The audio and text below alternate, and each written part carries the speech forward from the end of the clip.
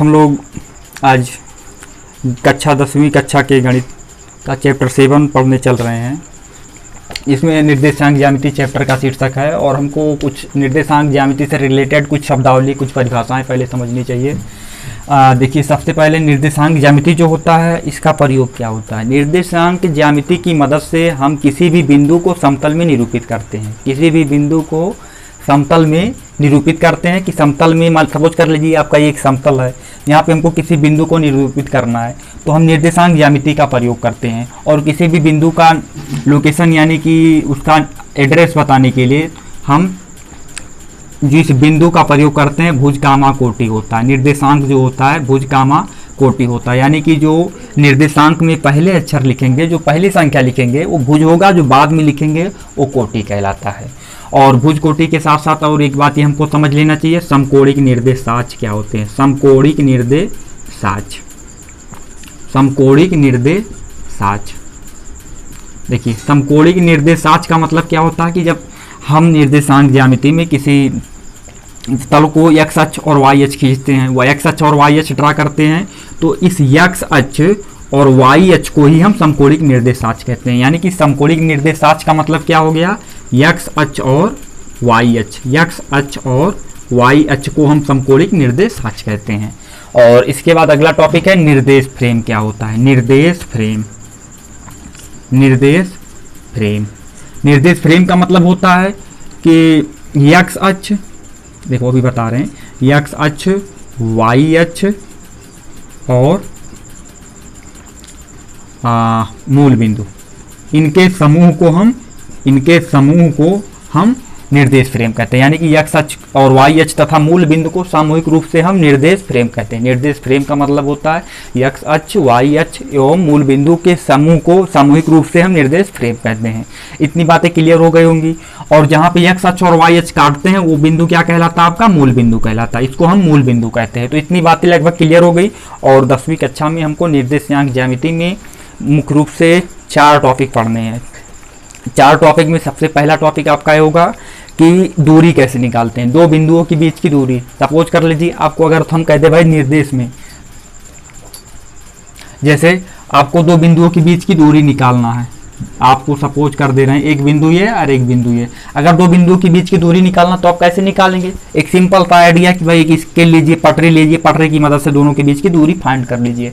लेकिन जब दूरी काफ़ी ज़्यादा हो जाए, अगर हमको दोनों बिंदुओं का निर्देशांक दे दिया, जैसे 5,2, 6,4 दे दिया जाए, अब इनके बीच की दूरी निकालना तो हम निर्देशांक ज्यामिति के एक अच्छे से सूत्र के प्रयोग करके इसको आसानी से कैलकुलेट कर सकते हैं। और वह सूत्र हमारा है दूरी सूत्र है, वह सूत्र हमारा है दूरी सूत्र है। चलिए इसी पर चर्चा करते हैं।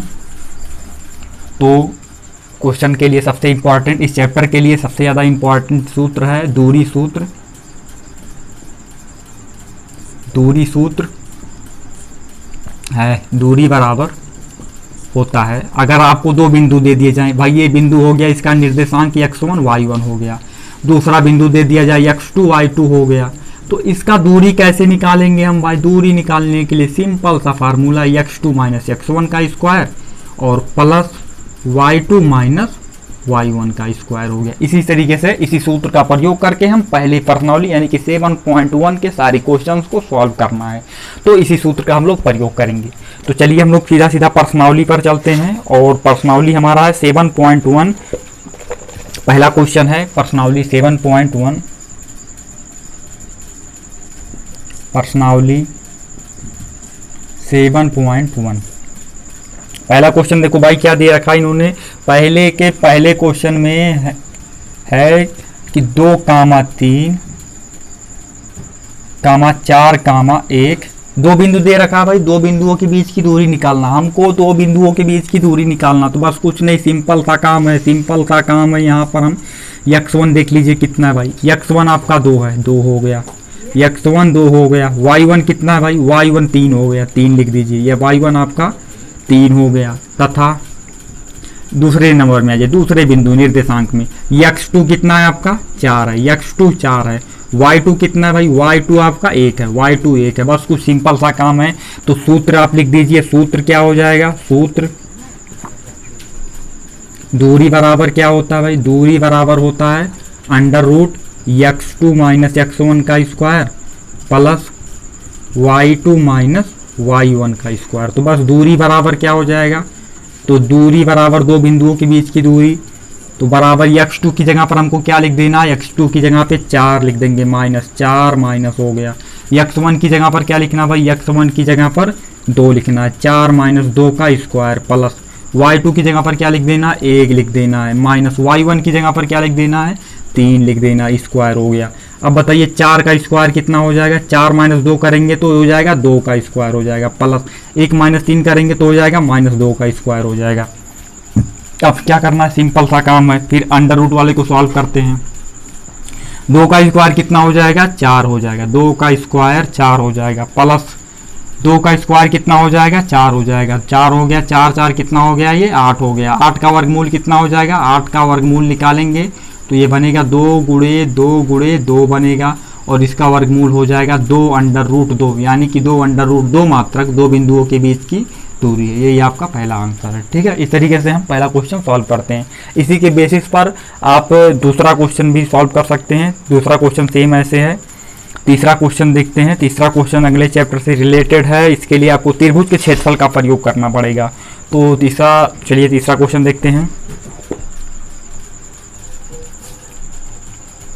तो आशा करता हूं कि आप लोग इसको समझ चुके होंगे।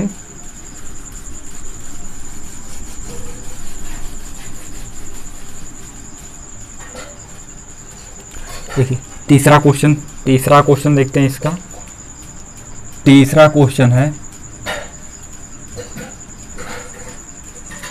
तीसरा क्वेश्चन जांच कीजिए क्या बिंदु 1,5, 2,3 और -2,11 संरेखी हैं। तो यहाँ पर आपको देखो क्या करना पड़ेगा।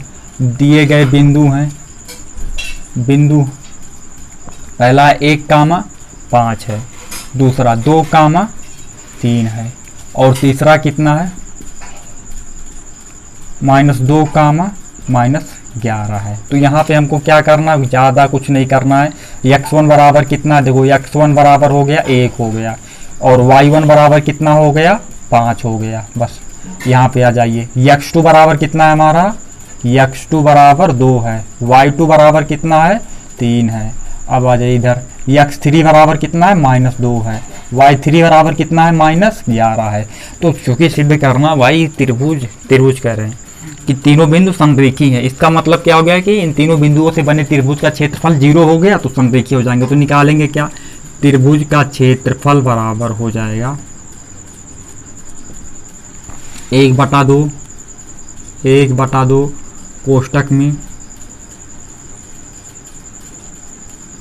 कोष्टक में हो जाएगा x1 y2 minus y3 plus x2 y3 minus y1 plus x3 y1 minus y2 हो जाएगा। बस इसी फार्मूले का प्रयोग करना है। 1/2 हो जाएगा। x1 हमारा कितना, x1 1 है, 1 लिख देंगे। y2 कितना है, y2 हमारा 3 है, 3 माइनस y3 कितना है, -11, तो +11 हो जाएगा। प्लस x2 कितना है भाई, 2 है, y3 कितना है, y3 कितना है, -11 है, y1 कितना है, y1 हमारा -5 हो जाएगा, और प्लस x3 कितना है, x3 -2 है, तो -2 ब्रैकेट लगा देंगे। y1 कितना है, y1 हमारा 5 है, माइनस y2 कितना है, 3 है, 5 - 3 हो जाएगा। इसको कैलकुलेट करना, 1/2 हो गया, और ये 11 3 कितना हो जाएगा, 14, 14 एकम 14 हो जाएगा। 11 और -5 कितना, -11 -5 -16 हो जाएगा, -16 दूनी कितना हो जाएगा, -32 हो जाएगा, और ये हो जाएगा -2 हो जाएगा। 5 - 3 हो जाएगा 2, और 2 गुणे 2 कर देना है यहाँ पे, 2 गुणे 2 कर देंगे, और ये कितना हो जाएगा, 1/2, और 14 माइनस क्या हो जाएगा, 32 -4 हो जाएगा, और ये आएगा 1/2, और 14 माइनस 32 4 कितना हो जाएगा, 36 हो जाएगा, और 1/2 हो गया। 36 में से 14 माइनस करेंगे तो कितना आएगा, माइनस आएगा 22 आएगा, और -22 इसको कैलकुलेट कैंसिल करेंगे तो आएगा -11। त्रिभुज का क्षेत्रफल -11 है, यानी कि 11 वर्ग इकाई है, 11 वर्ग इकाई। इसका मतलब क्या है कि त्रिभुज का क्षेत्रफल शून्य नहीं है। हमसे पूछा इन्होंने क्या भाई जांच करिए क्या ये तीनों बिंदु संरेखीय है कि नहीं, तो हमने जांच किया तो क्या पता चला कि इन तीनों बिंदुओं से बने त्रिभुज का क्षेत्रफल 11 वर्ग इकाई है। इसका मतलब क्या हो गया कि ये तीनों बिंदु संरेखीय नहीं है, तीनों बिंदु संरेखीय नहीं है। अगर त्रिभुज का क्षेत्रफल 0 आ गया होता तो त्रिभुज के क्षेत्रफल अगर 0 आ गया होता तो तीनों बिंदु संरेखीय हो जाते। चलो इस पर थोड़ा सा चर्चा करते हैं। जैसे 1 2 3 बिंदु हो गए आपके, अगर संरेखीय हैं तो बताइए तीनों से त्रिभुज बनाना है, त्रिभुज बनाना है, त्रिभुज बनाया कि नहीं, तीनों से त्रिभुज बनेगा ही नहीं। इसका मतलब क्या हुआ कि बने हुए त्रिभुज का क्षेत्रफल शून्य हो जाएगा। अब सपोज कर लिए कि तीनों संरेखीय नहीं है, सपोज कर लेते हैं ये तीनों बिंदु संरेखीय नहीं है। चलिए संरेखीय नहीं है तो इनसे त्रिभुज बन गया, त्रिभुज जब बन गया यानी कि त्रिभुज बन गया तो ये तीनों बिंदु संरेखीय नहीं है। लेकिन यहाँ पे क्या देखने को मिला भाई, त्रिभुज बन चुका है, क्षेत्रफल यहाँ पे जब त्रिभुज नहीं बना तो क्षेत्रफल कितना हो गया 0। त्रिभुज जब नहीं बना तो क्षेत्रफल हो गया 0, और जब त्रिभुज बनेगा तो क्षेत्रफल 0 होगा ही नहीं, यानी कि क्षेत्रफल यहाँ पे क्या 0 नहीं है। इसका मतलब कि तीनों बिंदु संरेखीय नहीं है। संरेखीय होने का मतलब कि एक रेखा पर स्थित हो और इनसे त्रिभुज बने ही ना, लेकिन क्षेत्रफल 11 वर्ग इकाई आ गया यानी कि त्रिभुज बना हुआ है। और जब त्रिभुज बन गया 3 बिंदुओं से तो वो संरेखीय नहीं हो सकता। सपोज कर लीजिए 3 बिंदु हम लेते हैं, यहाँ पे 3 बिंदु हो गए ये हमारे, तीनों संरेखीय अगर होंगे तो इनसे त्रिभुज नहीं बनेगा 3 बिंदुओं से। लेकिन अगर यही तीन बिंदु अगर संरेखीय नहीं है, संरेखीय नहीं है तो इनसे त्रिभुज बन जाएगा। क्या ये तीनों बिंदु एक रेखा पर है? नहीं, तो इसलिए त्रिभुज बन गया। तो यहाँ पे त्रिभुज का क्षेत्रफल 11 वर्ग इकाई है, चूंकि त्रिभुज का क्षेत्रफल 0 नहीं है। लिखेंगे यहाँ पर, देखो साइड में लिखते हैं, देखो चूंकि त्रिभुज का क्षेत्रफल शून्य नहीं है, शून्य नहीं है, अतः तीनों बिंदु संरेखीय नहीं है, अतः तीनों बिंदु संरेखीय नहीं है।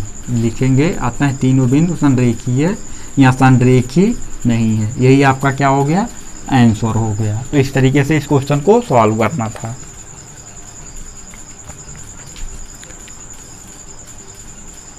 चलिए अगले क्वेश्चन पर ध्यान देते हैं। चौथा क्वेश्चन है कि बिंदु 5 कामा -2। चलिए अगला क्वेश्चन देखते हैं।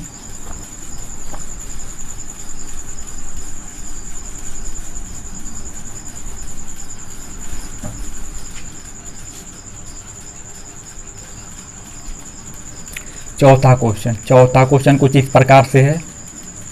चौथे क्वेश्चन में दे रखा भाई 5 कामा -2, 5 कामा -2, देखो 4 बिंदु हैं। पहला बिंदु क्या है, 5 कामा -2, 6 कामा 4, और क्या दे रखा भाई 7 कामा -2। 3 बिंदु दे गए भाई समबाहु समद्विबाहु त्रिभुज के शीर्ष हैं। सिद्ध करना कि ये तीनों समद्विबाहु त्रिभुज के शीर्ष हैं। तो ज़्यादा कुछ नहीं करना भाई, ज़्यादा कुछ नहीं करना। पहले बिंदु को ए मान लीजिए, दूसरे बिंदु को बी मान लीजिए और तीसरे बिंदु को सी मान लीजिए। अब दूरी निकाल लीजिए ए बी। यहाँ पे देखो ए के लिए, ए पॉइंट के लिए हम लोग बात कर रहे हैं। ए पॉइंट का कोऑर्डिनेट है 5 कामा -2, तो यहाँ x1 बराबर कितना हो गया 5 हो गया, y1 बराबर कितना हो गया -2 हो गया। फिर आ जाइए b का कोऑर्डिनेट है 6 कामा 4, तो यहाँ पे x2 बराबर कितना हो जाएगा 6 हो जाएगा, और y2 बराबर कितना हो जाएगा 4 हो जाएगा। यानी कि x2 बराबर 6 और y2 बराबर हो गया 4 हो गया। c बताइए कितना 7 कामा -2 है। x3 बराबर कितना है 7 है, y3 बराबर कितना है -2 है। सब इतना निकल चुका है। अब हमको निकालना क्या है भाई, ए बी निकाल लेंगे, तीनों भुजाओं की लंबाई। अतः ए बी बराबर हो जाएगा √x1 minus x2 minus x1 का स्क्वायर हो जाएगा, प्लस y2 माइनस y1 का स्क्वायर हो जाएगा। बस कुछ करना नहीं भाई। x2 का मान कितना, x2 बराबर हमारा 6 है, बस 6 लिख देना है। 6 माइनस x1 कितना भाई, x1 5 है, 5 लिख देना है। 6 माइनस 5 का स्क्वायर, प्लस भाई प्लस y2 कितना है, y2 हमारा 4 है, माइनस y1 कितना है भाई, y1 -2। तो चूंकि एक माइनस यहाँ सूत्र में बैठा है और एक माइनस यहाँ पे है, तो माइनस माइनस क्या हो जाएगा, ये प्लस हो जाएगा 2 का स्क्वायर। और ये क्या हो जाएगा √6 माइनस 5 कर देंगे तो 1 का स्क्वायर, 4 2 कर देंगे 6 का स्क्वायर। अब बताइए अंडर रूट 1 का स्क्वायर 1 हो गया, 6 का स्क्वायर 36 हो गया भाई, टोटल मान आ गया अंडर रूट 37 आ गया। ए भी अंडर रूट 37 आ गया। चलिए थोड़ा सा और आगे बढ़ते हैं, अब बी सी निकाल लेते हैं भाई। बी सी के लिए देखो क्या हो जाएगा, बी सी भाई देखो कौन कौन सा मिले बी सी में, x2 और x3 है, तो कुछ करना नहीं है, x3 माइनस x2 लिख दीजिए स्क्वायर करके, और प्लस y3 माइनस y2 कर दीजिए स्क्वायर करके, ठीक है।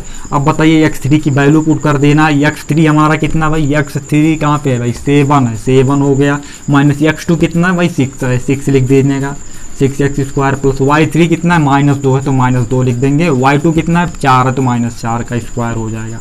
कैलकुलेट करने पर क्या आएगा, ये 7 - 6 कर देंगे 1 का स्क्वायर, और -2 और -4 कर देंगे तो -6 का स्क्वायर हो जाएगा, और ये हो जाएगा अंडर रूट 1 हो जाएगा प्लस 6 का स्क्वायर हो जाएगा 36। टोटल वैल्यू कितनी आ गई, अंडर रूट 37 आ गई। तो हमने क्या देखा भाई, ए बी भी अंडर रूट 37 और बी सी भी अंडर रूट 37 इकाई, दोनों अंडर रूट 37 इकाई, अंडर रूट 37 इकाई, दो भुजा तो बराबर हो गई।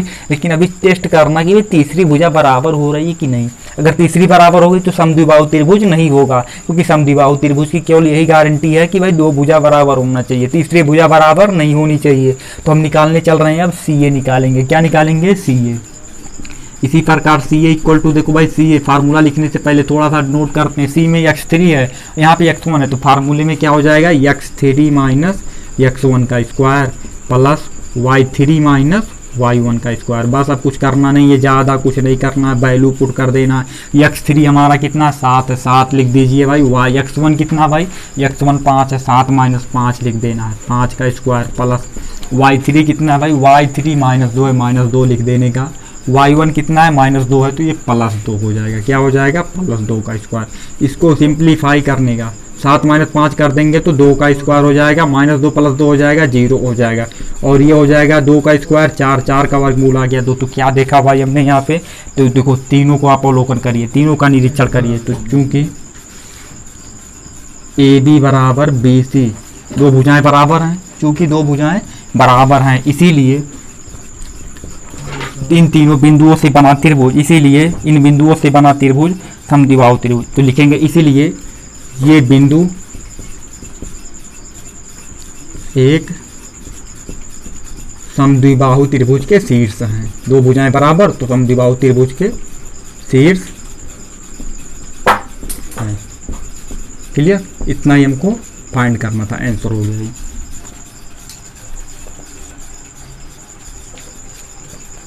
तो आज के लिए इतना ही, इसके बाद अगले वीडियो में फिर मुलाकात होगी। तो अगले टॉपिक पर हमको क्या पढ़ना है, अभी इस चैप्टर के कुछ क्वेश्चन बाकी है, उसको भी सॉल्व कराएंगे अगले टर्न पर। और इसके बाद आपको मिलेगा विभाजन सूत्र मिलेगा, जिसमें एक रेखा को कोई बिंदु अगर अंतर विभाजित कर रहा तो उसके लिए क्या सूत्र होगा, बाय विभाजित कर रहा तो उसके लिए क्या सूत्र होगा। और निर्देशांक ज्यामिति में कुल मिलाकर के 4 फार्मूलों का प्रयोग किया गया है। पहला था दूरी सूत्र, और दूसरा है जब किसी रेखा को कोई बिंदु अंतर विभाजित करता है तो उसके लिए उस बिंदु का निर्देशांक कैसे निकालते हैं, जब किसी रेखा को कोई बिंदु बाह्य विभाजित करता है तो उस बिंदु का निर्देशांक कैसे ज्ञात करते हैं। और चौथा टॉपिक इसका रहेगा, चौथा टॉपिक कि त्रिभुज का क्षेत्रफल, यानी कि अगर किसी त्रिभुज के शीर्षों के निर्देशांक दिए गए हों तो त्रिभुज का क्षेत्रफल हम किस फार्मूले से कैलकुलेट करते हैं। तो इन 4 फार्मूलों के साथ अगले टॉपिक पर मुलाकात होगी। इसके लिए